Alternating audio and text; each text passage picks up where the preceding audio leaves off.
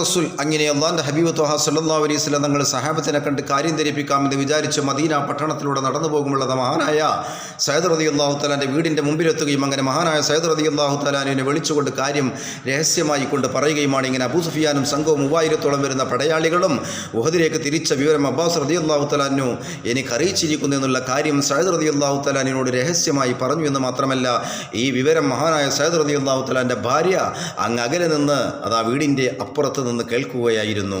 ആ സമയം അങ്ങനെ സയ്യിദിനോട് പറഞ്ഞ് വീണ്ടും അള്ളാന്റെ റസൂൽ അങ്ങനെ നടന്നെടുക്കുകയാണ്. ആ സമയം സയ്യിദ് റളിയല്ലാഹു തആല അൻഹു പെട്ടെന്ന് വീട്ടിലേക്ക് കയറി ചെന്നപ്പോൾ ആ ഭാര്യയായിരിക്കുന്ന പെണ്ണ് സയ്യിദിനോട് ചോദിക്കുകയാണ്, പോയതിൽ പിൻ സയ്യിദ് ദണ്ടവർ തേവി ആണ്ണൊന്ത് മോളിന്തവരിൽ പോരീശ കണ്ടരും ഉങ്ങളും ചിന്തിയ ദന്തനിൽ ബിണ്ടിടുവീൻ. അല്ല, എന്തേ കുറച്ച് മുമ്പ് നിങ്ങൾ നബി ഒരു സ്വകാര്യം പറഞ്ഞിരുന്നു അവിടുന്ന്, അതെന്താ ചെന്ന് പറഞ്ഞെന്നാണ് ഇന്ന് പറഞ്ഞു. ഓടി അവിടുന്ന് വെച്ചാൽ എൻ്റെ കാര്യം നോക്കിയാൽ മതി എന്ന് മഹാനായ സയ്യിദ് റളിയല്ലാഹു തആല അൻഹു പറഞ്ഞെങ്കിലും ഹബീബായ നബി സല്ലല്ലാഹു അലൈഹി വസല്ലം തങ്ങൾ സയ്യിദിനെ വിളിച്ചു പറഞ്ഞ സ്വകാര്യം ആ പെണ്ണ് കേട്ടിരിക്കുന്നു, ഭാര്യ കേട്ടിരിക്കുന്നു. അവൾ പറയുകയാണ്, നാനേമേ നൻ സൗജത്തോടെ വാർത്താമോളിന്തുടന്തൂതരിലേ വാർത്ത പറവത് തൊട്ടനിൽ ഹൗഫ് മികത്തിടയാ സയ്യിദീ.